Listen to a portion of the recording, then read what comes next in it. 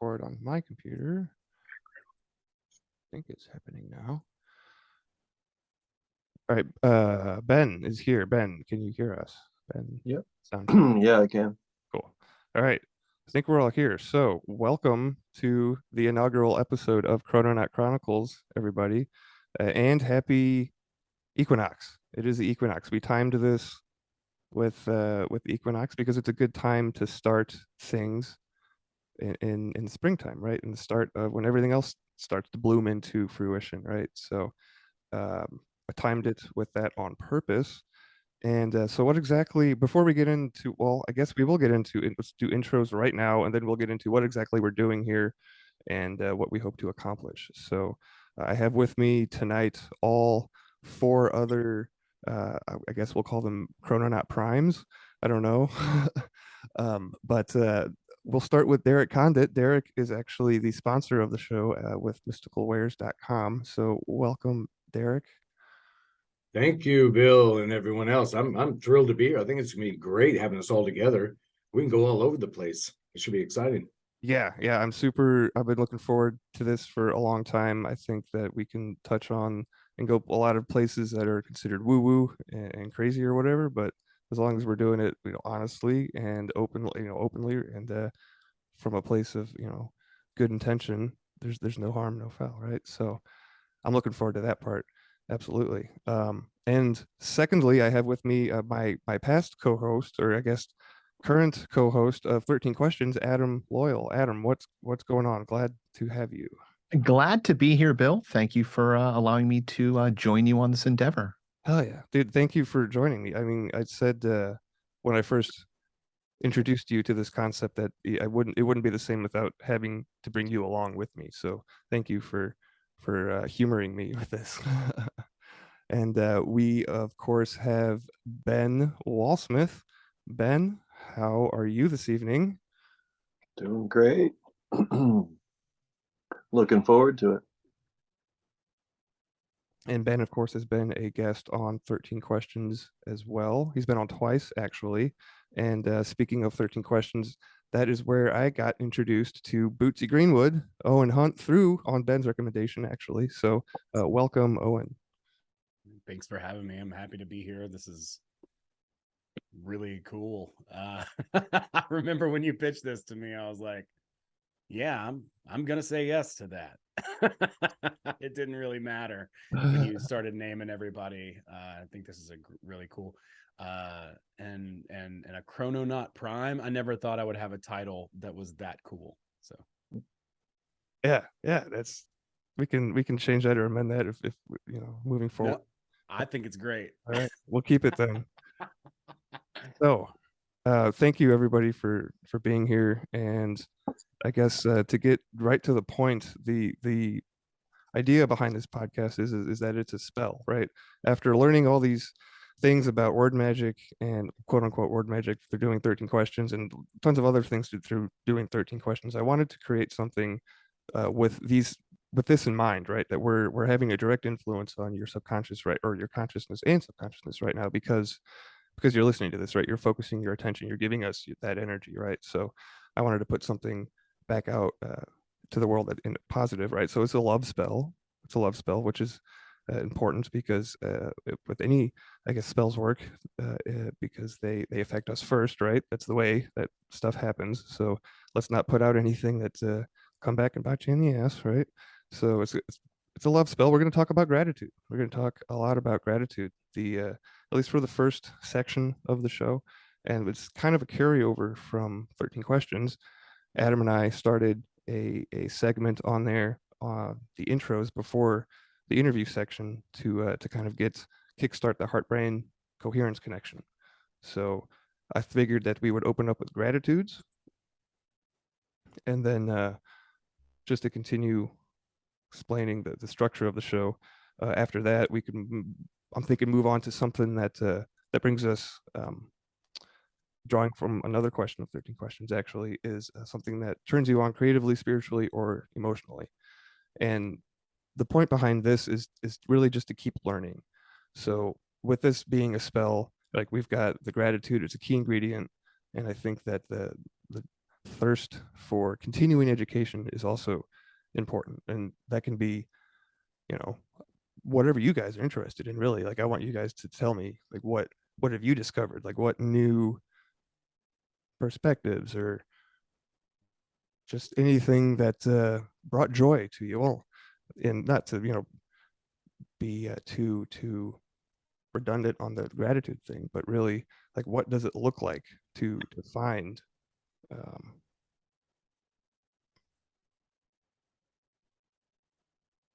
inspiration and wonder and perspective?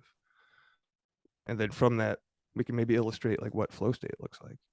And to touch on the the time travel, we travel best when we are in flow state, right? And so I guess excuse me, I did send you guys all a outline yesterday at the latest, or yeah. So, and then some segments, ideas for this would be anything from like the almanac or synchros, astrology, stuff from the dictionary or the encyclopedia. We could do some bibliomancy. I have multiple sets of very old encyclopedias here that I would love to get into. Stones, minerals, gems.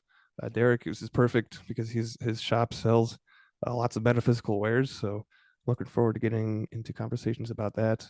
And then, of course, tarot, runes, divination, book excerpts, passages, book passages, dreams.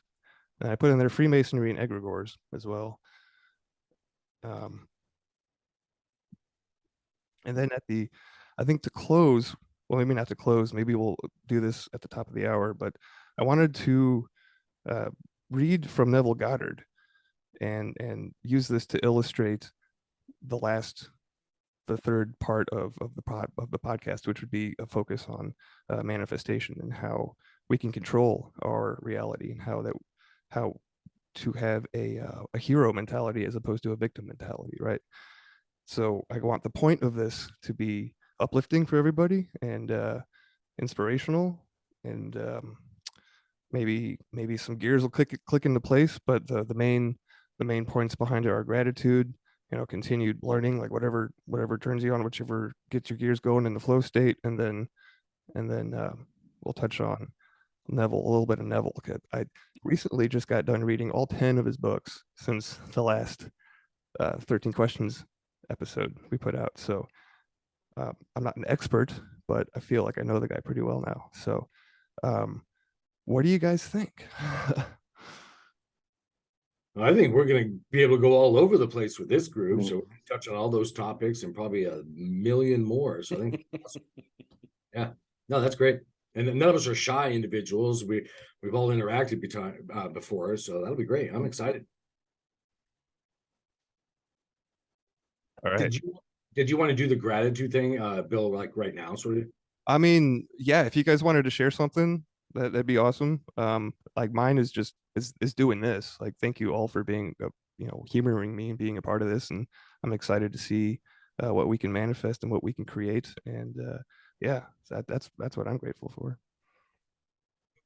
No, that's I mean, I'll jump in next quickly. And I'm kind of an oddball, meaning I kind of go this differently. I'm grateful. Well, in addition to that, but grateful for what I jotted down here really quickly was, believe it or not, the speed bumps in life lessons, and I've had some of those recently, reminded me something that you brought up earlier. That what we in one way or another, what we think and feel matters. So and I had one of those lessons on a recent trip just a few days ago to Arizona, where I was go quickly hyper focusing on my windshield wiper, believe it or not, because it was squeaking, drew my attention. Out of nowhere, hailstorm the size of golf balls destroyed just that windshield wiper. Talk about instant manifestation. And I made that story it was really long, but really short.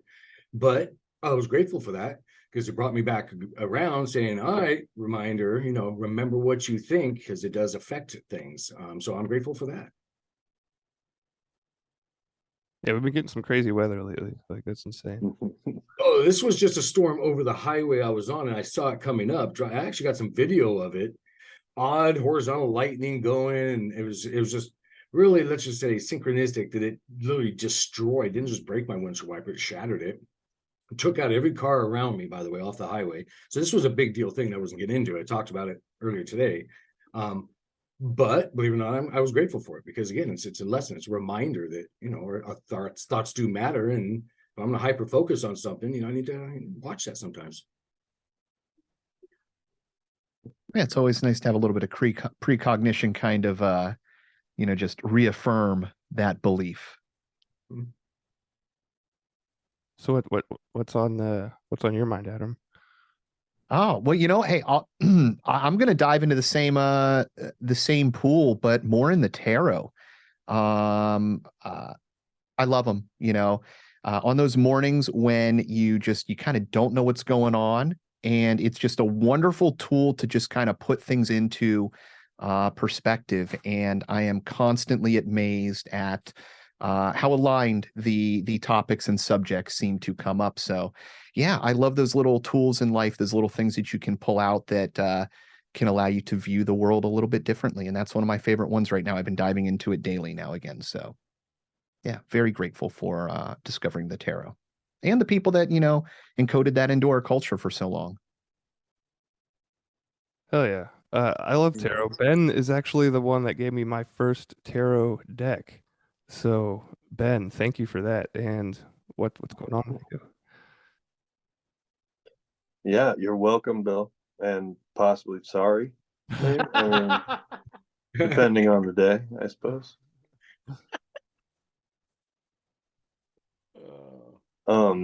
I guess I can chime in, and I've really been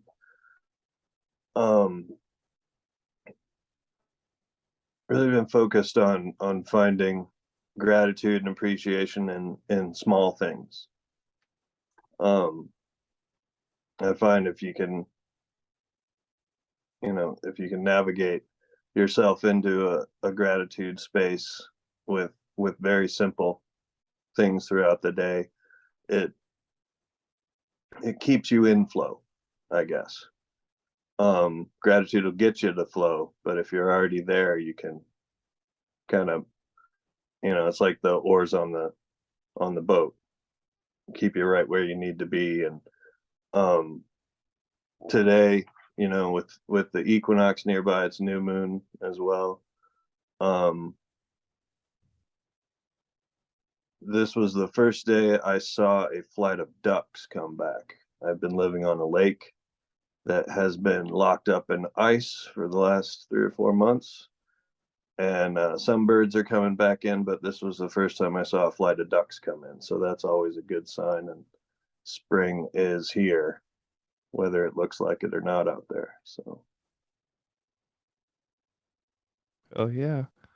This kind of reminds me of a support group we have going on here, which is a comment that was actually made in Blue Collar Mystics live stream we did with Owen not too long ago. So Owen, what's been happening since the last time we talked? Wizard support group. Yeah. Bearded man Yeah. talking about me. Right.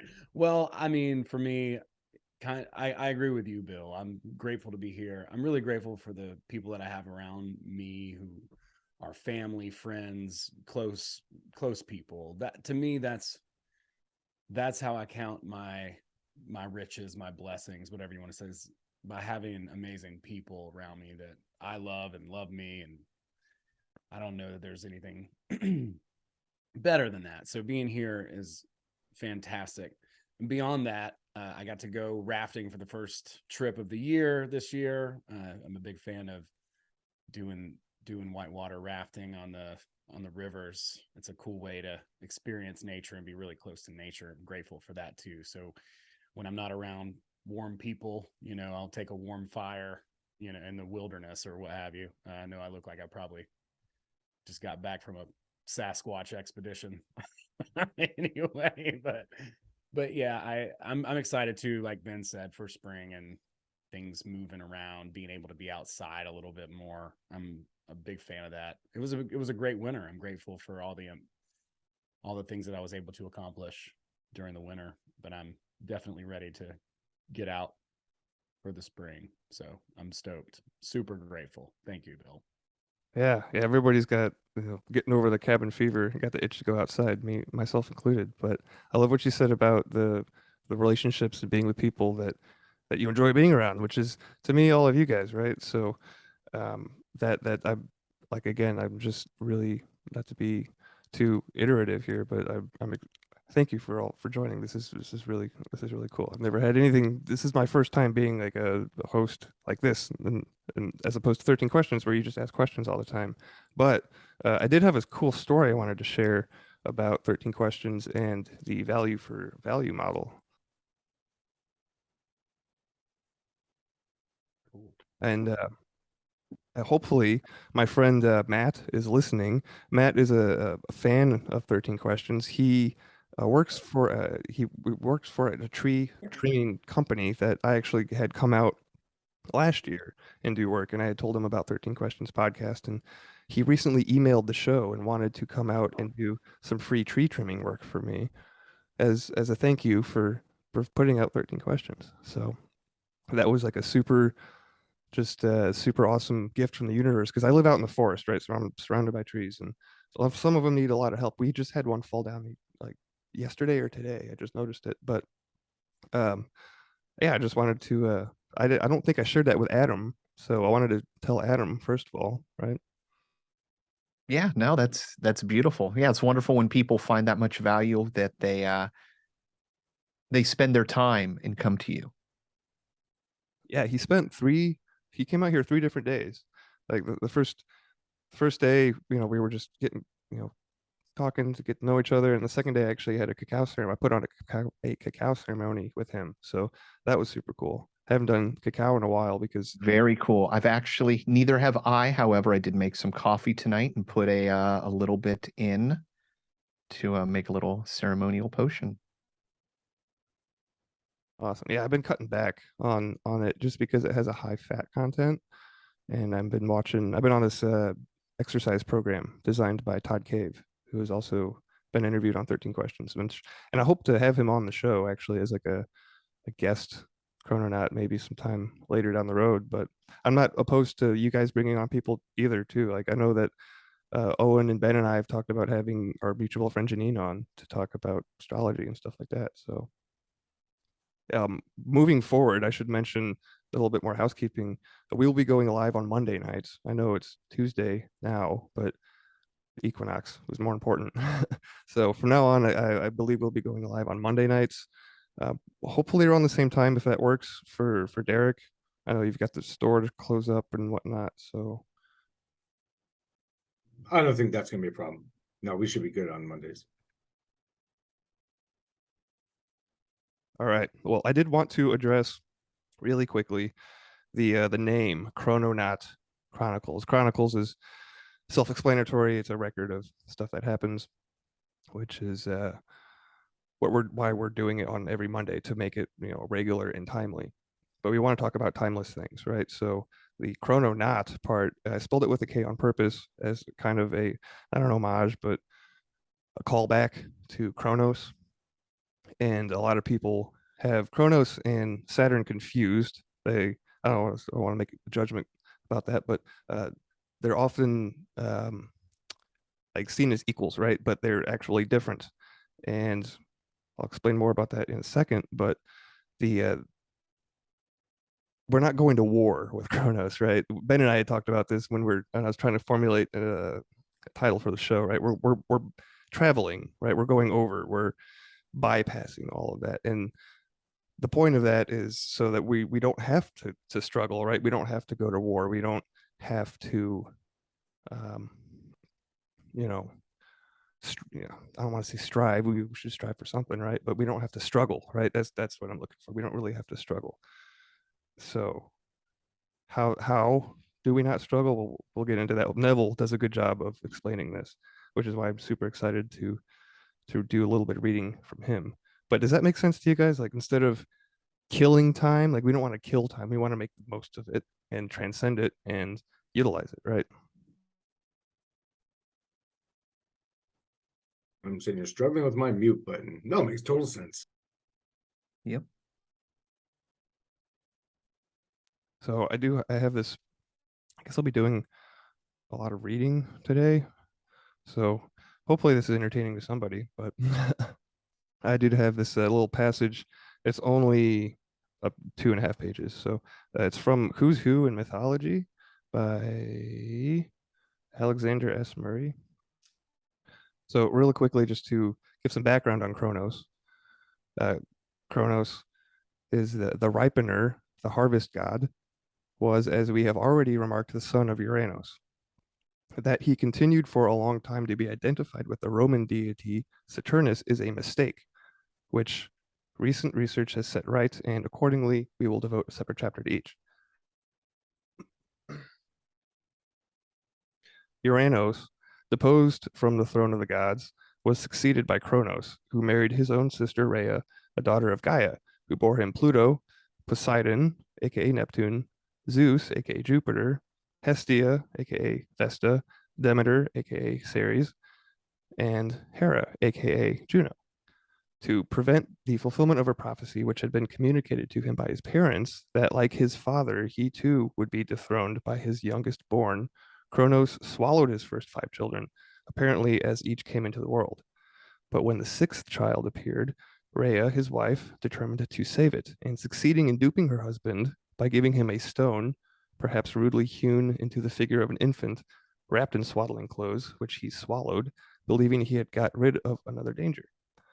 While the husband was being deceived in this fashion, Zeus, the newly born child, was conveyed to the island of Crete, and there concealed in a cave on Mount Ida. The nymphs, Ida and Adrastra, tended and nursed him. The goat, Amalthea, I'm not saying that right, supplied him with milk. Bees gathered honey for him. I wanted to talk about bees later too, actually. And in the meantime, lest his infantile cries should reach the ears of Kronos, Rhea's servants, the Cruates, were appointed to clean up or to keep up a continual din and noise in the neighborhood by dancing and clashing their swords and shields. When Zeus had grown into manhood, he succeeded by the aid of Gaia, or perhaps Metis, in persuading Kronos to yield back into the light the sons whom he had swallowed and the stone which had been given him in deceit. The stone was placed at Delphi as a memorial for all time. The liberated gods joined their brethren in a league to drive their father from the throne and set Zeus in his place. This was done, but the change of government, though acquiesced in by the principal deities, was not to be overlooked or not to be brooked by the Titans, who, with the exception of Okeanos, proceeded to war. The seat of war was Thessaly, with its wild natural features suggestive of conflict in which huge rocks had been torn from mountainsides and shattered by the violence with which they had been thrown in combat. The party of Zeus had its position on Mount Olympos, and the Titans on Mount Osiris.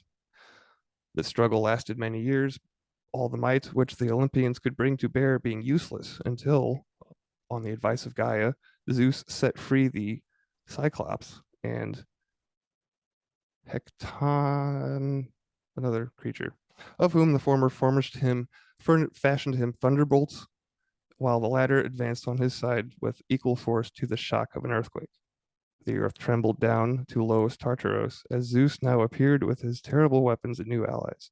Old Chaos thought his hour had come, as from a continuous blaze of thunderbolts, the earth took fire and the waters seethed in the sea. The rebels were partly slain or consumed, and partly hurled into deep chasms, with rocks and hills reeling after them and consigning them to a life beneath the surface of the earth. The cause of Kronos was thus lost forever, and the right of Zeus to rule established for all time. The island of Crete, where civilization appears to have dawned earlier than elsewhere in Greece, and where the story of the secret upbringing of Zeus was made the most of, was the principal center of the worship of Kronos.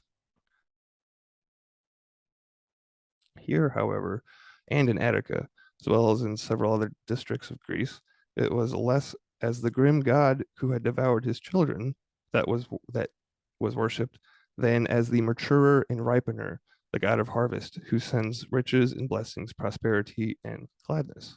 So it happened that his festivals in Greece, the Cronia, and the corresponding Saturnalia in Italy, were of that class were of that class which imposed no restraint on the mirth and pleasures of those present, and seemed like a reminiscence of an age when, under the rule of Kronos, there had been a perpetual harvest time on Earth. So I thought that was interesting, and I just wanted to share with you guys and with the audience, just to kind of tell you why it's spelled differently, really. Yeah, that was interesting. I hope there's not a test later. No, I can't even pronounce half those words. No, that was great. I was giggling as you were like, I'm not gonna pronounce that one. But no, I think it's really cool to understand the context that sets the frame, and I think that's really helpful, man. Yeah, I just wanted to get that out of the way. Episode number 1, so nobody's thinking that we're, I don't know, worshiping Kronos or whatever. We're transcending it, really. I mean, yeah, it's a fascinating. It's going to be a lot to talk about, just the idea of time, anyway, right? Like, oh man, this is. But I like where your head's at too. There's a lot of people who think Saturn's like I don't know, the enemy or something. It's an interesting. I'm not claiming to know, right? But I think it's part of the whole. It's not, and maybe that's the problem, is just being out of balance and focusing too much on one thing. Maybe that's part of the disturbance, really. But I like it. I think that sets the window up for a Yeah, conversation. well said. Everything is balance. When anything is out of balance, then yeah, it's just chaos. Balance brings in that natural order. Yeah. So continuing on well, actually, let's switch gears here for a second. I did I gave Derek a heads up on a question that I wanted to ask. I thought would be kind of fun and woo-woo to go down. And Ben, you might know something to this as well, so feel free to chime in. But at the end of Derek's first appearance on 13 Questions, he had gave Adam and I kind of like an impromptu reading. And he basically told us that this isn't the first time that we worked together, or not the only time that we worked together, really. So I thought that it would be interesting if there was any overt, quote unquote, past life connections between the group of us here that pops out to you, Derek, or Ben. I don't know if you know of anything more. I know that we had mentioned on Blue Collar Mystics that Ellie, my wife, and you share a lifetime as siblings. So I don't know if you've discovered anything more about that, or if you want to talk about it or not. It's it's open. Well, I've looked into that a little more, and yeah, I mean, you were there for sure. I mean, me sending you your first tarot deck that's not the first time that's happened either. Right. So yeah, our relationship is all tied together in another. I've been thinking a lot about how to this whole past life, but then quantum theory is saying everything exists all at once, right? So I've come to start using a phrase that is historical timeline, just to kind of try and keep it in context, because there is that that past feeling of it, but that's just based on where our soul resides now, right? So, well, that's even a weird way to say it, but so yeah, just those historical timelines, because for us, in the conversation, it is in the past, right? Even though it's happening all at once and all that stuff, but so yeah, I like that phrasing of historical timeline. And when we've interacted together on those timelines, they play out pretty similarly, it seems like, too. So you and Ellie have been together multiple times as soul partners. Yeah, that's definitely something that's become, I mean, it was apparent to me the first time her and I met in person, right? It was just, the feeling was so strong, but yeah, that's the learning, like having a partner that close is a, you know, something I'm super grateful for. And Mm. yeah, like meeting you, like I think we talked on the phone first before I even started talking to Ellie. So like that was a weird little synchro thing as well. Mm. Yeah, it was all kind of right in the same time frame when we all linked up again. Yeah. So, and yeah, I haven't actually ever asked if Owen wants me to surf his uh timeline or energy wave, for that, for lack of a better term. And that, when I do those readings, if there is shared experience, they pop out first. So yeah, we've never discussed that. So I haven't looked into it. I like to have a relationship with you got to ask permission to jump into somebody's energy. Absolutely. So And it is absolutely kind of a weird topic to even try to talk about because we are all connected, like we're all one on some level, right? So it's like mhm. having the clarifier of historical is helpful. So I like that. Derek, did you have anything to add? Yeah, and I have an odd perspective. I guess we all do, and that's a good thing. Yeah, I mean, because I get to cheat, as I like to call it. So I get to literally look up and see. I'll work with, and like Ben struggles as well. We have a limited vocabulary, especially down here in English, to talk about these woo-woo topics that we all have different understandings for. So I'll try my best. But I will tell you, Bill, and for those listeners as well. How I work, and I don't preempt anything. I just, so Bill started saying, "Oh yeah, I talked to Derek about this question." All of a sudden over here, I'm going, "Oh shoot, what did he say to me?" So I had to remember that rule.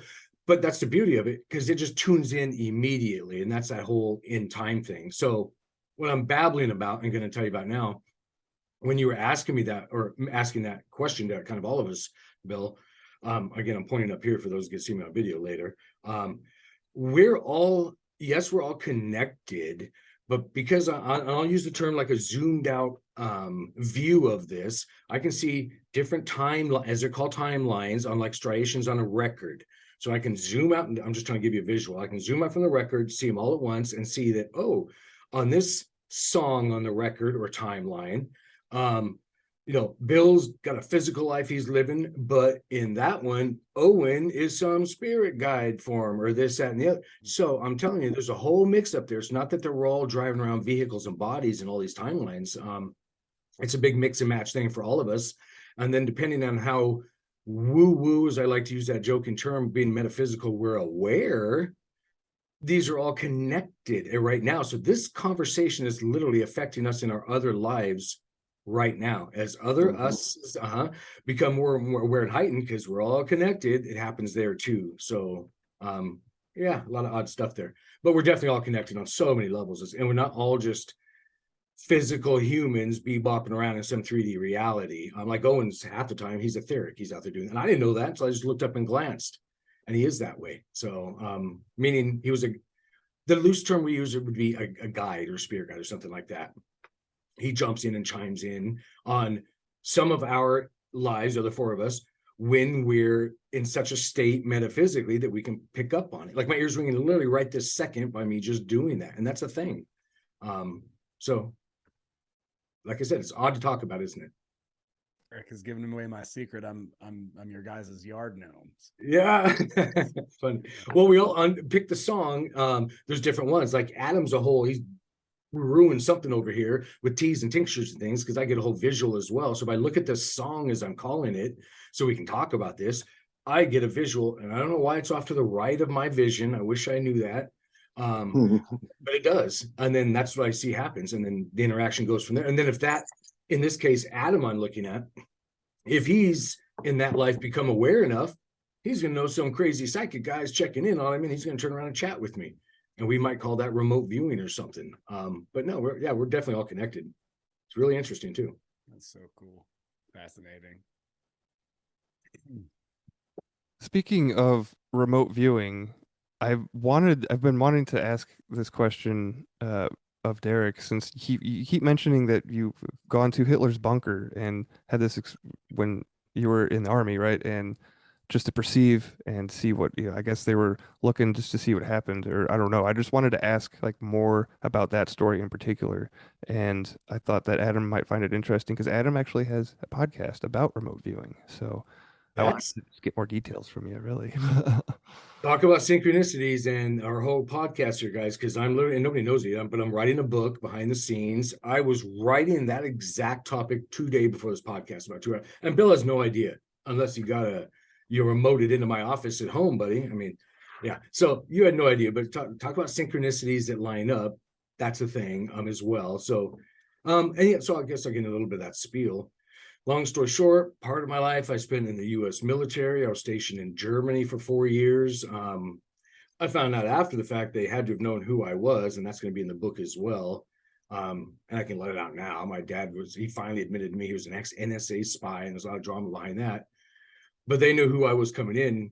And again, that'll be in the book on the treatment I got. And they would take me, and I wasn't aware of, I like the term remote perceiver. And we all are, by the way. I am nothing special. We can all do these things, as everybody here knows. But I like remote perceiver, not just viewer, because I don't just view. I can jump into that actual moment again that's playing, because that's the thing too. So I would get taken to Gardens, Germany, they were playing with me because I wasn't aware of the metaphysical aspects. I just knew I was perceiving more, but didn't have words for it. So they would gift me awards for this, that, and the other. I think half of them were made up anyway, and say, well, you get a free stay in this hotel in Gardens, Germany, where lo and behold, there was a place called the Eagle's Nest up on a mountaintop up there. And I wasn't aware of any of this. I wasn't a history buff. Not that you needed to be to know that, but I just had other interests at that time. So I wasn't even aware of all that. And then in the same hotel, they took me underground, a little separate from the Eagle's Nest, and there's an underground railroad. So long story short, they would take me down there, and it was what's called a full bird kernel, and that was lost to me at the time as well, not realizing how unusual that was. And maybe 5 of us walk down there, open up a staircase. All of a sudden, I see stairs heading down in this hotel room. We'd end up in some, again, underground railroad that would lead to different little hospital rooms. There was nobody in it. Well, nobody physically walking around in there, but metaphysically or etherically, and like even just now thinking about it, my ears are lighting up, meaning squeals and squeaks and tinnitus-like symptoms, but I'm not going deaf. It's a whole frequency exchange happening when I think about things. And everybody, whether they pick up on it or not, gets these subtle impressions. So yeah, I went down there and I'd get snapshots, or I don't know what to call it, of happenings that were down there. And there were some, I'll use my terms, everybody's different ones, entities, still down there doing some stuff, not trapped or anything like that, because I don't get into all that. But they were down there still aware. They saw me, and not all of them do. So when I perceive in a space, if I go into an area, a house, or just remote in or whatever, and I take a look around, not everybody there picks up that I'm there. It depends on how woo-woo or metaphysical they are. And I've done that on craft before. I'd pop in. I used to think, oh, every ET is a psychic. No, they're not. They may have one on board if that's a little craft going through there, but they're not all aware of everything. Definitely, and even in what people often call ghosts, some are aware, some aren't. It's a whole understanding thing. But anyway, did you want me to go any direction, Bill, or?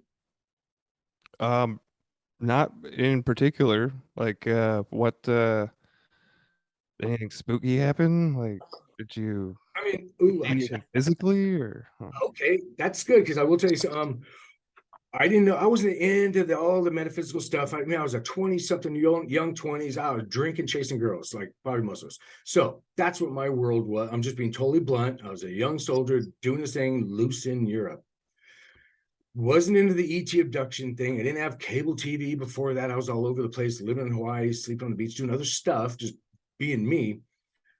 I woke up in this hotel room, and again, I was gifted, air quotes here, this special hotel 4 or 5 times in my whole service while I was in Germany. And it was an empty hotel, by the way, with hundreds of rooms. So I didn't see anybody else, at least. That was unusual, but no, I thought little town, I'm getting spoiled. Didn't really care. took advantage of it. Oh no, I woke up. Well, I'm gonna be blunt on this podcast. Why pull any punches? The whole levitation in the air with two ETs around you sort of scenario you probably heard on TV shows or podcasts straight up happened to me. I woke up in that thinking it was a dream at first. I'm like, just kind of like, what in the heck is this? A whole little struggle went on with that, where I woke up and fought. And it wasn't a big old boxing match going on, but fought to wake up and body numbing, I guess I could say. There go my ears again, really high pitches. And then that's it. In a scenario, don't know if I jumped back in bed or if they flew me out the window. I have no idea, but I was blanked out. But that happened a couple times, and it wasn't a normal thing for me or something. I didn't watch the X-Files before that. I don't even know if that was a thing back then. We're talking about the early 90s. But you ask unusual, I'd kind of say that was unusual. And I hadn't let that out because I didn't know what to do with it. I didn't know how to wrap my head around it. I didn't have video camera to go show somebody, so, but it was absolutely a thing, 100%. Woke up and they weren't, they weren't aliens. I'll tell you that either. And they weren't even in the bodies. So I don't know how deep in the story you want to go, because I just use the term perceiver. Like I said, I could hear their thoughts, and it was like they were coming from outside in there. So to have fun with it, I'd say remote control little guys or something. But I don't know. I didn't get much more into it back then. So that happened in those same nights that I was taken up to the Eagle's Nest. His evidently, again, it's so many years ago now. I'm an old guy now. I'm in my 50s. This was early 20s. When Hitler's, somebody else can get in. Well, Adam probably can. Up in there. So I was taken into the nest, the Eagle's Nest, and taken around. And there's individuals in there too. I'll just say officers walking around, still doing their thing, and they're aware, but they're liking playing that scene out, if that makes sense. Weird. Okay. Yeah. Oh yeah. Yeah. So anyway, we can go wherever you want. But So did you get a sense that he committed suicide? Was that the bunker that he committed suicide in? Was that different? No, that's not how what I get to see. Who the heck knows what story's real, and who knows if somebody bigger, badder than me energetically sliding me some stories. So I'm always totally blunt and all that. Nah, when I see that, that's not how it worked. Anyway, but he was in where light entities having a physical experience, and of course you all know that you can be taken out or transferred, and that's probably for a whole nother podcast episode on this, so we can get into. He didn't go suicide and anything like that, as far as the story I get to see on it. So no. Yeah, the reason I ask that question in particular is because the History Channel did a series on this not too long ago, which they basically came out and admitted at the end that he escaped to South America, and that was that's more accurate. Yeah, yeah, he wasn't the only one. Yeah, there's not so much of that mess, and I didn't have any background. I don't have any background on anything. Actually, I don't know. One of you were mentioning the tarot cards. I think it was Ben. Just last night, synchronicities again, saw some documentary on who knows what VOD system. I was watching tarot. Well, I was also in the early 90s with my first intro to psychic stuff. A little psychic lady. I lived in Hawaii. She worked in the international marketplace in a hollowed out tree, believe it or not. And ended up living, sharing a room. We were in a room from her for some time and learning about tarot way back then. So it's odd how synchronicities line up. So we'll speak. I'm just going to keep on that train. Adam drew a tarot spread for today, or was it just during right now when we started? Adam, did you? I was right when we were first starting the show. I just pulled my cards out and laid them out and texted them to you. So, yeah, it was nice. 3 major arcana, all in the proper position. Nothing upside down. I don't shuffle properly.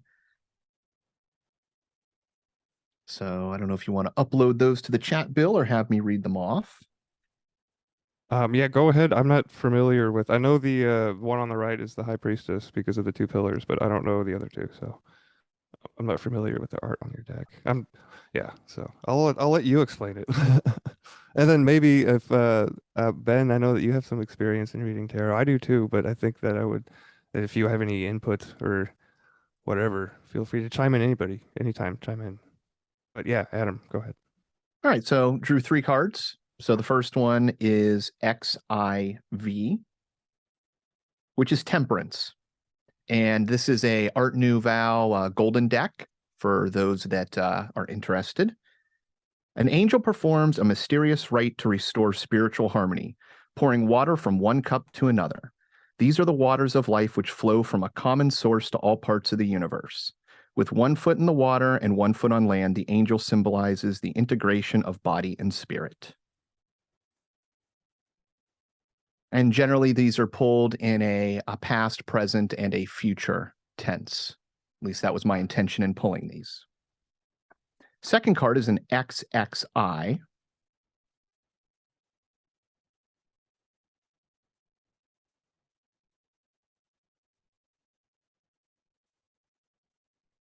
And this is the world. A rural leaf delineates a portal in time and space, surrounded by elemental creatures. Emerging from the wreath is a cosmic dancer with crystal wands that channel pure energy from heaven to earth. What has been undertaken is complete. Step through into the new life that awaits you.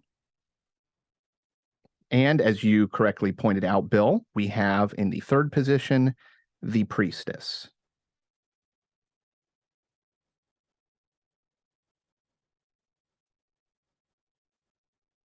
The High Priestess. The High Priestess reveals secret knowledge to initiates who have earned the right. Ancient mysteries are contained within her scroll of wisdom. Her temple pillars are engraved B and J for Bose and Johann, the quantities of duality, dark and light, endings and beginnings. Wisdom lies between these extremes. So yeah, just one of those, like I said, when you tend to pull the cards, they tend to just align with the things that are going on, give you that confidence in what's happening around you and a lens to view it through. Oh, that's awesome. I like the High Priestess card because I had a feeling this topic was gonna come up, not because I wrote it down to bring it up, but King Solomon, right? The 2 pillars, Boaz and Joachim, or however you want to say that.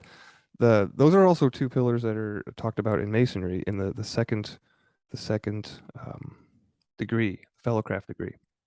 And I should probably mention that I am a Freemason, but I don't attend lodge, right? I have my dues card. I believe in what it can be and what it has the potential to be. It requires good men to change it from within, at least in my experience, right?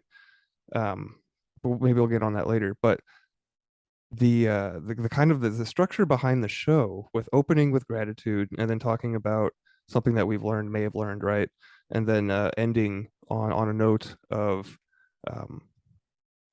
upbeatness, of a reminder of what we really are, of who we really are, like light beings that are capable of these miraculous things, is kind of modeled after the 3 degrees of masonry. And I realized this after the fact that I had put this all together. So I guess I should thank King Solomon for inspiration. Ben's smiling because Ben knows King Solomon too. But so yeah, the expression of gratitude in the first degree, one of the questions that you kind of have to memorize in order to progress to the second degree is, where, I'm paraphrasing here, where did you first know yourself to be a Mason? And the answer to that is in our hearts, right? So it's already talking about the voice inside of us, our I am consciousness, and it's already talking about the heart. So that's why gratitude is key. It's the first ingredient, really. So that's why we open up with gratitudes in this podcast.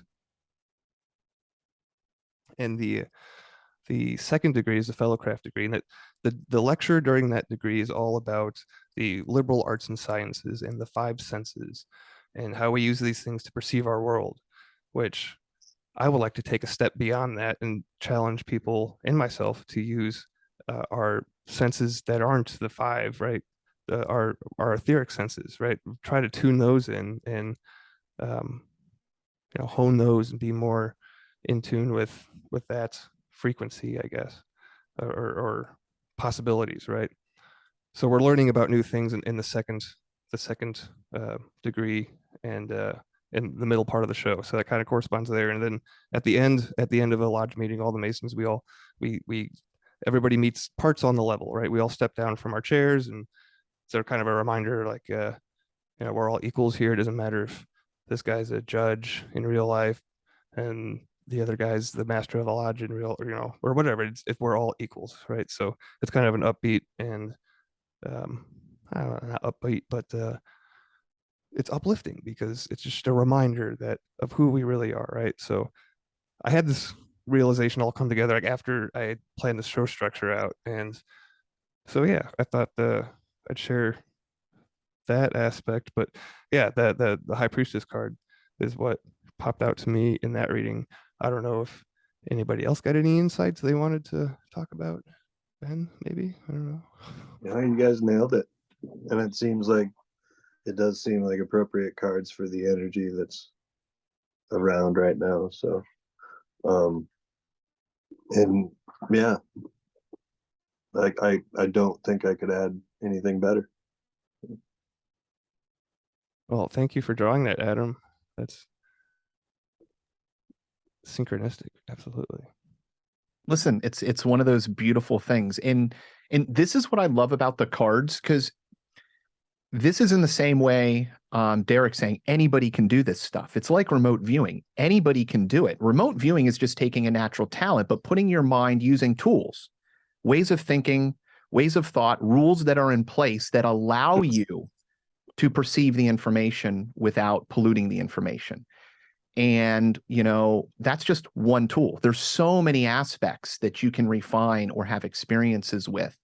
And we are incredible machines. There's research showing that a human can detect a single photon hitting the retina. But if you want to do that with a scientific instrument, you need super cooling and like millions of dollars of equipment and just like a ton of work to make this happen. But you naturally do it.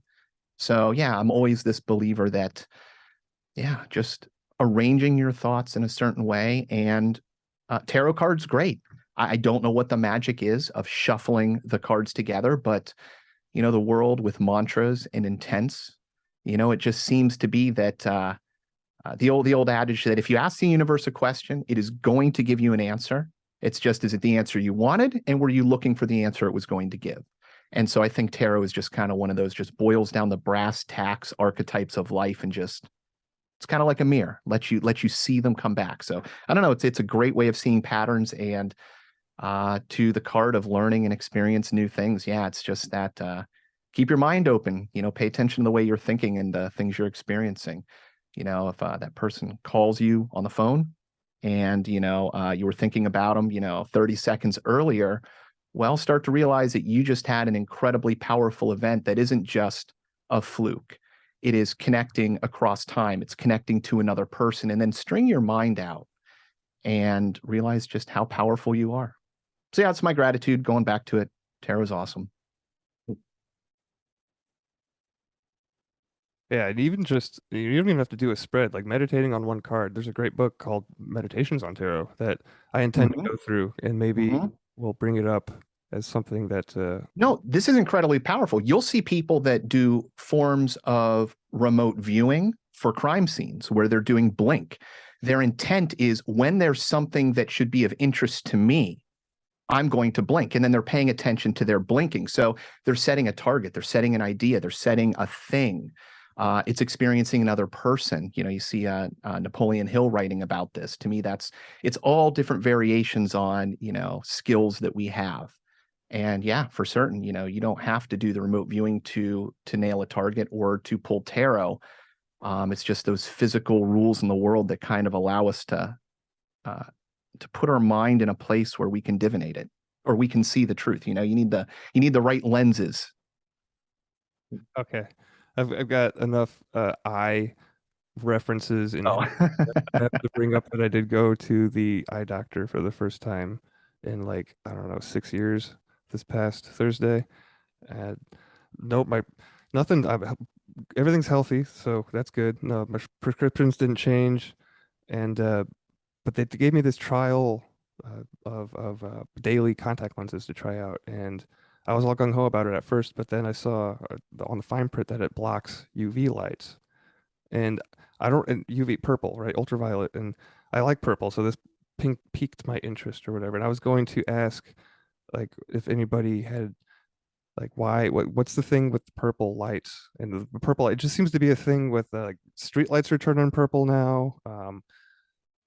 I've been hearing a lot of chatter about purple flashlights for various reasons, and why is it being filtered from our like our contact lenses? And basically, I was I was gonna ask Derek like, I don't think that wearing contacts is for me, but I know that you do a lot of medical intuitive stuff for people, so I was going to ask if you had any insight onto what's with the UV thing. Like, I don't like it because it's blocking the UV. Like it's and that to me speaks enough to stay away from it. But is there anything that you could add to that feeling? Like, do you know any like why are they trying to limit us or exposure to UV? Oh yeah, UV for ultraviolet, of course, is that spectrum. And we have a lot of rocks and fluorite and things like that that will respond to that.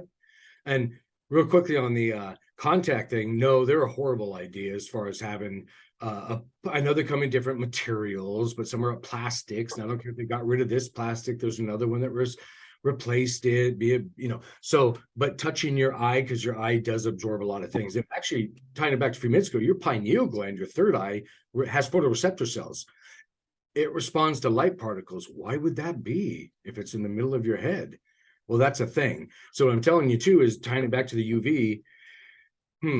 It's I have to you have to use analogies because we don't have ways of speaking. So I'll say our reality has been perceived like an AM radio, and then all of us metaphysically minded people working on our chakras and psychic abilities, all these other things as we term it, senses we already had, but they're heightening now, getting some FM radio. What's happening now, we're getting some HD radio, other higher frequencies. And it's not just UV, those are the ones on the visual spectrum they're talking about, because that's what we know about. But it's other frequencies or energies. And if you do acknowledge them, that's even more important. So you could be in a big old bubble of blocking all UV light, but imagine and get excited that it's still getting you. That's a thing too. So there's always a fix to it all.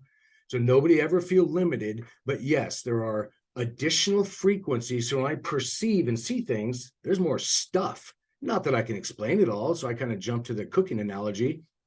More ingredients. I start playing with them metaphysically, and ingredients are emotions and imagination, to put it most bluntly. That's a thing too, as I like to jokingly term it.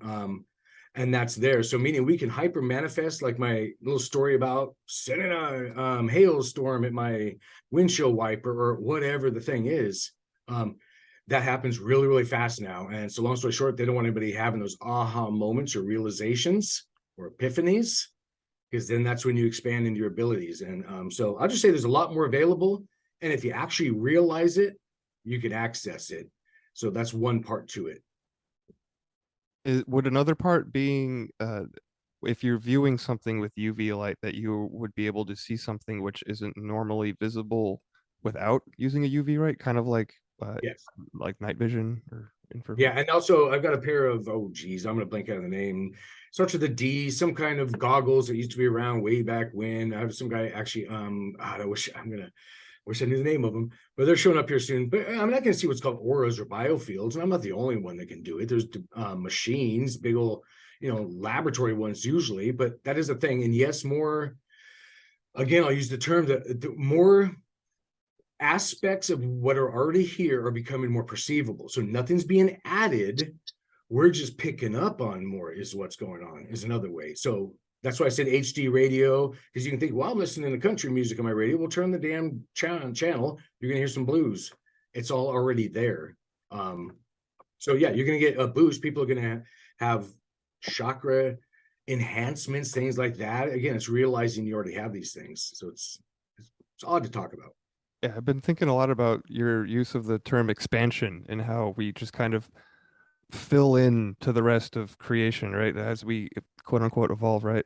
And this was interesting to me because it allows room for everybody. This takes away the conflict and the struggle and the strife and the competition, right? Like I have to exist in this spot and you can't because I'm here. And no, there's room for everybody. Everybody expands into. I mean, there's so much more that we don't even know about. Actually, that's one of the kind of tenets and the driving force. One of the ideas behind this show was actually a quote taken from Terrence, or was it Terrence McKenna video I was watching. He says that the world is stranger than we can, like, as in we are able to imagine. Like, there's things out there that I mean, this why the emphasis on the continued learning, right? There's just so much more to expand into, right? It's the expansion part that I The quote I was thinking of before you mentioned that by Terrence McKenna is that, apple trees grow apples and the earth grows people.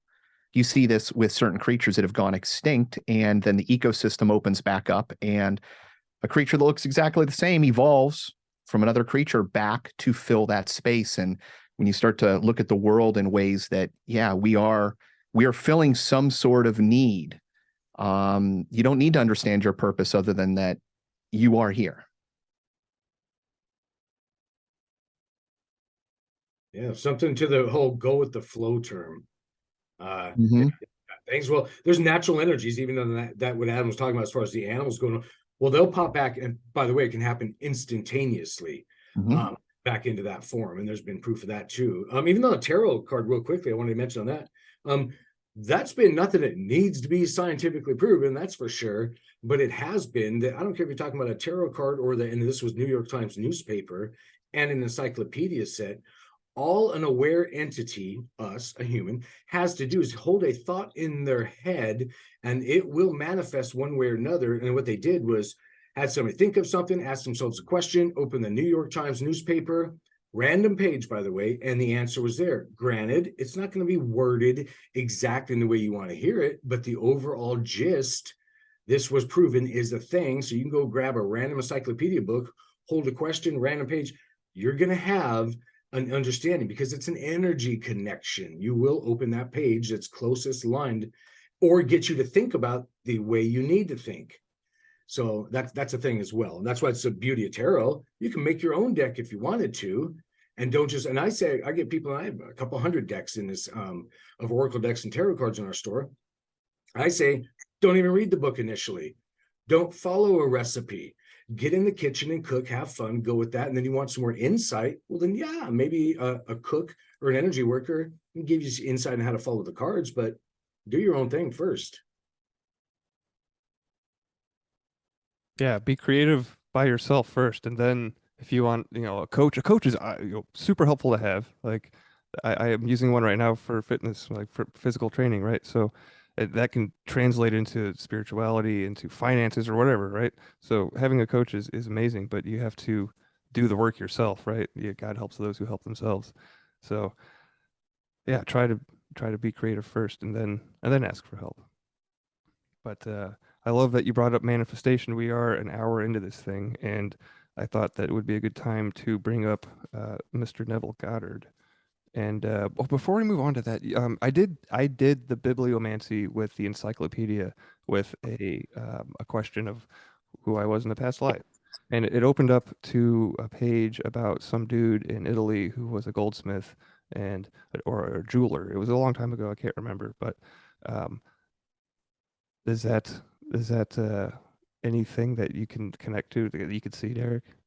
Yeah, you were more into what you term nowadays term would be alchemy. So same thing. So they're not going to say that word, but yes, you were into that, doing different working energies from that aspect.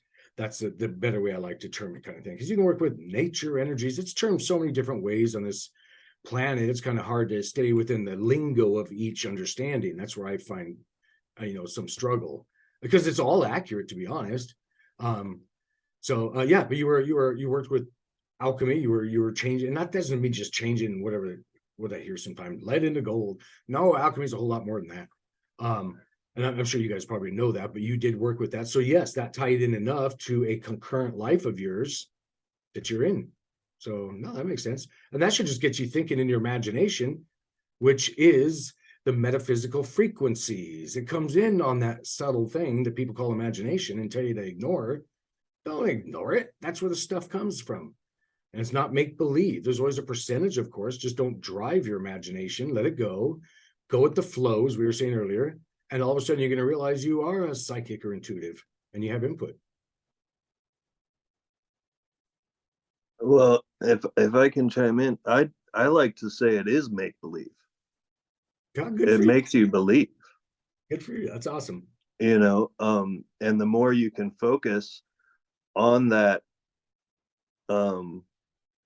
desired outcome in the imaginary frequency, daydream it up, man. That's how, the focused attention is what really brings in the fine tuning, as far as I can tell. Would that be your imagination then? I mean, imagination or hypnagogic state, a trance state, anywhere where your consciousness is not, I don't know how to say it. It's not just altered, right? But you hypnotize yourself into that imaginary realm, that hypnagogic state where that the veil becomes thinner, I guess, is an easier way to put it. That's the way I perceive it anyway. That would allow you to create more efficiently then? It is that creative space. And we can go a couple different directions with that, but there's a lot of credence to the idea that thoughts are kind of their own thing in them to themselves, and ideas, you don't have ideas have people. Okay, so there's a muse, and that's a frequency you can often find yourself in, and it's a give and take kind of thing. If you give energy to that inspiration that came in, who knows where it beamed in from, right? It continues that energy flowing, so you can then stay in there and keep creating and keep it fresh and present. That reminds me of like the idea of an idea being like an egregore or a pendulum, kind of. Yeah. People, there's a lot of different energies out there floating around, and we have access to all of them. And you will perceive them whether you know it or not. And just because you had that thought, that doesn't mean your brain had that thought. And I will often throughout the day tell a thought, thanks for stopping by, but that's not what I need to be focusing on right now, and get back into, wherever I'm trying to go. So yeah, I think not all of them, but a lot of them are their own thing. That's a good point, because it's actually already been proven that multiple things are invented at the same time across the globe, like calculasis, and goes on and on and on. The same people, be it scientists, doctor, physicists, or grandma in the kitchen, that it's going to come out there. It is an energy flowing, and if the individual reaches a certain state, they're going to have that epiphany or aha moment, or a memory, call it whatever you want, and then go out that scenario. So it's a song being played in the ethers. If we connect to it, if you work on chakras, think metaphysical connection, you can pull in more. So as far as the play of word, and I want to add on, sorry, I didn't want to bogart, I think, but add on too, when you're saying that was a great idea, Ben, talking about your thoughts and imagination, energy. So all energy, kind of like all hands on deck. Well, another energy I've kind of stumbled on is, of course, we all know it, called emotional energy. And that's why memories, good and bad ones, are kind of really seated in there because of all the emotion behind them. So if you're trying to manifest, I'd suggest you get excited that it already happened. Well, that's exactly Neville Goddard's whole thing. You have to feel it. And then once you do feel it, it's already real. It already that's 100%. Yeah, I haven't read anything. Yeah. That's interesting. So yeah, that's a thing. Yeah. Follow your dreams. Yeah, Neville. I like to view thoughts in that animistic worldview that they're a living, breathing thing, like a wildfire can sweep through, a forest. That the same thing happens when you see, the thoughts and ideas that change society and kind of rule us, that everybody just kind of believes in. Instead of getting down at it, I kind of, in the same way that you, am I going to accept this? Am I not? I visualize them almost as a breathing thing. Well, it's some of them. probably used to be, right? Or are in a wavelength we can't perceive. And there's a lot to, if everything is energy, which it is, if you get into a cycle of weird thought patterns that are kind of off from where you think you ought to be, there may be enough energy, attached to your aura that it's affecting not only, your energy levels, but how you think and how you operate from there on. I was affected by that a bunch at one point, and didn't had no idea what it was till it was explained to me by a shaman that the universe gracefully placed into my life right when I needed, right? And becoming aware of all that really changed my perspective on paying attention to your thoughts, being mindful of, how you're perceiving the world in front of you. So, And that trick to the pattern interruption, saying no thank you to the thought. That's a cool yeah, trick that, once you learn to do it, it comes in super handy. yeah. Yeah, it reminded me of something like they asked the Buddha where negative thoughts came from. And he said, worrying about where negative thoughts come from is about as useful as wondering where that arrow came from and just took your knee out. You know what I'm saying? Like, get the arrow out. Don't worry about where it came from. It's a thing. Cultivating the garden of the mind. You want to manifest stuff, you have to be very intentional and conscious about your thoughts, because those errant thoughts, you get a lot of manifestation power or whatever. It ain't just parking spots, boo. You know what I'm saying? Like, there's other consequences. So It's every next moment. Yeah. Yeah. I mean, we've kind of talked about it that,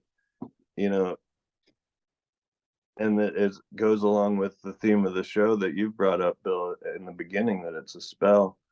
And a lot of people like to think every word doesn't necessarily matter, but the more I leaned into that specifically, the more it does. It's one of the 4 agreements for a reason, the impeccability with your word. And as a practice, it has changed a lot of my perception on how reality likes to operate. And those errant thoughts, whether they're, yours or not, send out a lot of ripples, and those ripples just keep going. So Yeah, if you really can focus everything down, it makes that staying in that flow state a lot easier, and recognizing the small miracles and manifestations that happen every day. Yeah, that's the challenge too, to perpetuate the state of gratitude, like continuously. That's hopefully one of the effects of this spell. Like for me, I'm going to use it to, because Adam and I, we did it for 13 questions, but I don't know. Anybody can just think of something. Oh, excuse me. Anybody can just think of something to be grateful for and then forget about it, right? And with this show, hopefully, I can issue a challenge for people to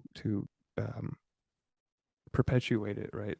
To not just make it a one time thing once in a day. Like try to keep with it, because that's what I'm doing, right? So that's the point of one of the many facets behind this working. I guess it's another working I've created. We had the gratitude jar working, now we have this thing. So Yeah, the more you do it, the more you notice, and then the more you're grateful. And it does become a perpetual motion machine. It's pretty incredible.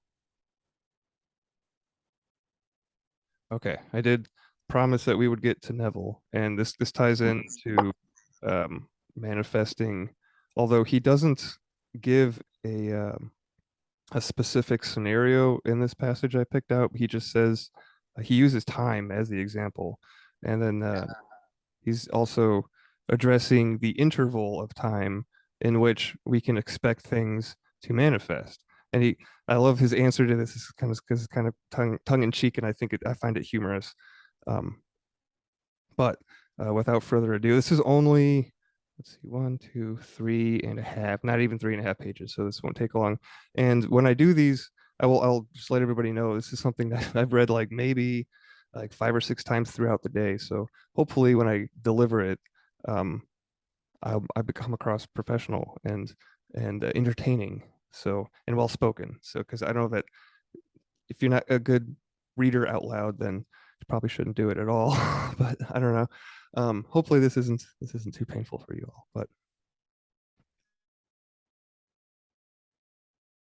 I enjoy doing it. So anyway, he starts with a Bible verse from John chapter 14, 1 through 3, verses 1 through 3, which is, "Let not your heart be troubled. Ye believe in God, also believe in me. My Father's house, in my Father's house, there are many mansions. If it were not so, I would have told you. I go to prepare a place for you.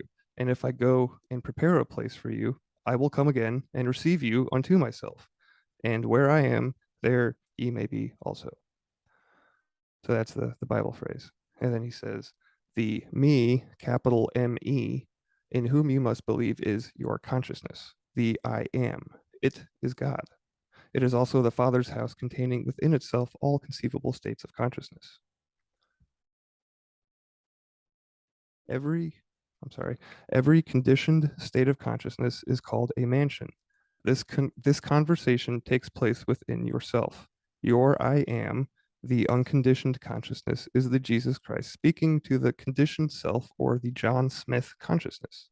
I am John, from a mystical point of view, is two beings, namely Christ and John. So I go to prepare a place for you, moving from your present state of consciousness into that desired state. It is a promise by your Christ, or awareness of being, to your present conception of yourself, that you will leave your present consciousness and appropriate another. Man is such a slave to time that if after he has appropriated a state of consciousness, which is not now seen by the world, and it, the appropriated state, does not immediately embody itself, he loses faith in his unseen claim. Forthwith, he drops it and returns to his former static state of being. Because of this limitation of man, I have found it very helpful to employ a specified interval of time in making this journey into a prepared mansion. And the answer for this, he quotes from the book of Job, chapter 36, verse 2, and that is, "Wait but a little while." We have all cataloged the different ways, we have all cataloged the different days of the week, months of the year, and seasons. By this, I mean, you and I have said time and again, why today feels just like Sunday or Monday or Saturday. We have also said in the middle of summer, why this feels and looks like the fall of the year. This is positive proof that you and I have definite feelings associated with different days, months, and seasons of the year. Because of this association, we can at any time consciously dwell in that day or season which we have selected. Do not selfishly define this interval in days or hours because you are anxious to receive it, but simply remain in the conviction that it is done. Time, being purely relative, should be eliminated entirely, and your desire will be fulfilled. This ability to dwell at any point in time permits us to employ time in our travel into the desired mansion. Now I, consciousness, go to a point in time and there prepare a place. If I go to such a point in time and prepare a place, I shall return to this point in time where I have left, and I shall pick up and take you with me into that place which I have prepared, that where I am, there ye may also be. Let me give you an example of this travel. Suppose you had an intense desire. Like most men who are enslaved by time, you might feel that you could not possibly realize so large a desire in a limited interval. But admitting that all things are possible to God, believing God to be the me within you, or your consciousness of being, you can say, as John, I can do nothing, but since all things are possible to God, and God I know to be my consciousness of being, I can realize my desire in a little while. How my desire will be realized, I do not, as John, know, but by the very law of my being, I do know that it shall be.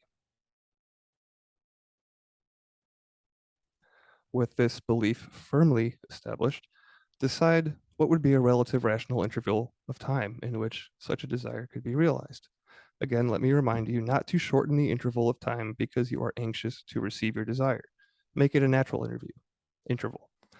No one can give you the time interval. You can only say what a natural interval would be to you. The interval of time is relative. That is, no two individuals would give the same measurement of time for the realization of their desire. Time is ever conditioned by man's conception of himself. Confidence in yourself as determined by conditioned consciousness always shortens the interval of time. If you were accustomed to great accomplishments, you would give yourself a much shorter interval in which to accomplish your desire than the man schooled in defeat. If today were Wednesday and you decided that it would be quite possible for your desire to embody a new realization of yourself by Sunday, then Sunday becomes the point in time that you would visit. To make this visit, you would shut out Wednesday and let in Sunday.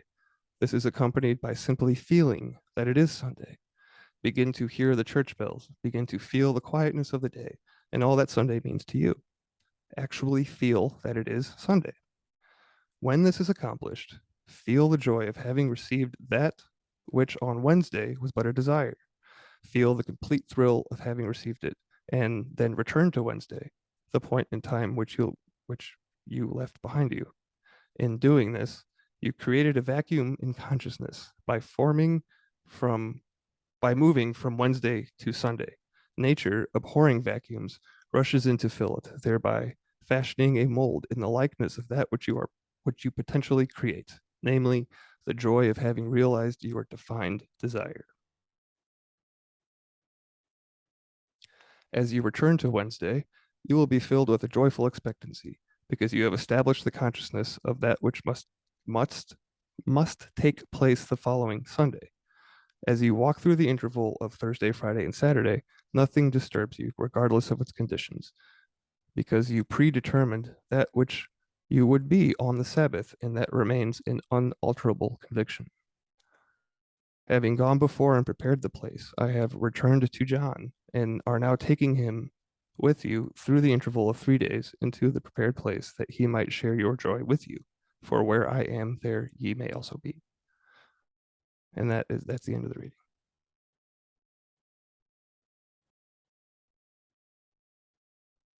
I'd never read any. You said it was Neville Goddard. Neville Goddard, Goddard. He was a performing artist from Barbados, I believe. And he traveled around the world and gave lectures on the nature of consciousness. And he's written 10 books, like I mentioned before, and I read them all.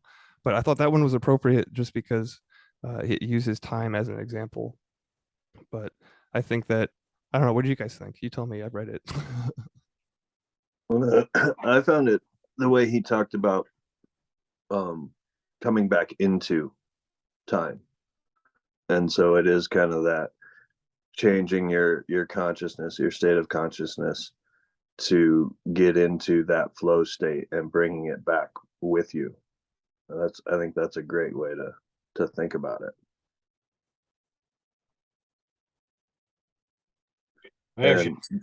Well, what came up, Bill, Derek, and I had a conversation privately last week, and Derek, reading my energy, said something that really put a few puzzle pieces in for me, and that was how I can operate between time. And I think that's what Neville was getting at there, was that you're suspending what you believe time actually is, because the linear fashion of it is what we made up to put a value on labor, right? I mean, it's machine time, and nature doesn't operate like that. Yeah, it's a false limitation. If we think it's a thing, then it all of a sudden is. Yeah. Yeah. No, I've been having a lot of fun the past few months. I ended up taking a day job for the first time in a while, and keeping track of time was not something I had been doing much of the past few years. And now that I'm, every hour counts, and it's a production job, so you got to produce, right? um Very repetitive, and so I would try and mess with time a little bit, not mess with, but have fun with, play with time, and started wearing a watch just to put some more symbolism out into the universe that I want to I'm going to be paying attention, right? And something that had been taking me, say a half an hour to complete, I started seeing if we could chunk that down real fast, and now it's 15 minutes. At one point, just as an experiment, had maybe an hour's worth of work in front of me, and thought, well, let's see if we can have this take the rest of the day, which in classic chaos magic form, uh it erupted in chaos the rest of my afternoon, right? And there were all these other little things that started coming in to occupy my time, and that 1 hour task was completed precisely at 4 o'clock when the whistle blew. So it's been it's an interesting thing to poke, because it pokes back. It's really interactive. Yeah, you got to be careful what you wish for too, because you wished for it to last one day. That reminds me of my tooth, because I had Derek actually helped me with this, but I thought I was gonna have to have a tooth pulled out, and um, God, where was I going with this? Tooth pulling out, pulling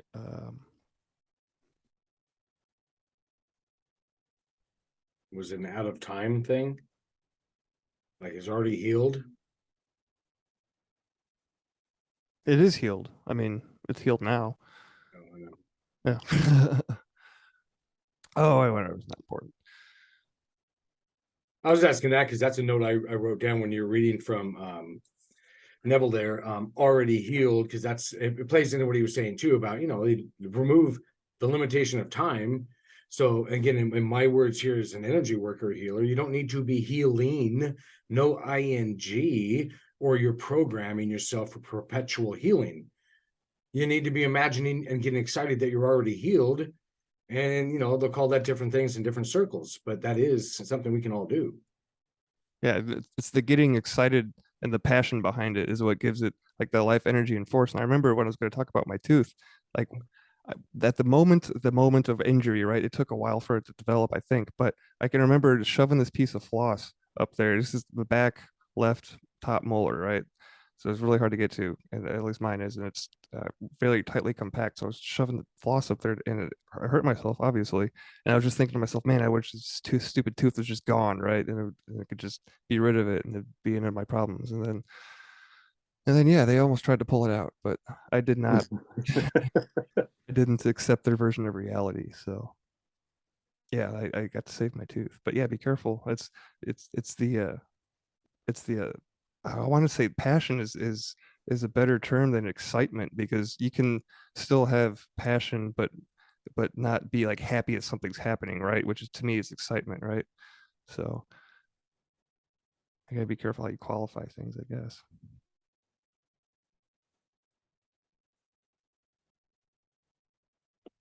So yeah, I would like to continue reading from Mr. Goddard here moving forward. Some of them are a little bit longer than that. I will do my best to not stumble through them and try to keep it interesting. Feedback from the listeners is always welcome.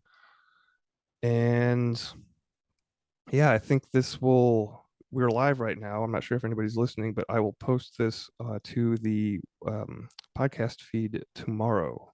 So remember, unless anybody else have any closing thoughts that they would like to share before we kind of end? No, I'm just excited everybody's here. And we have such a broad range of understandings in people, and I'm sure it'll evolve as we go and keep going from there. So no, it's been a lot of fun.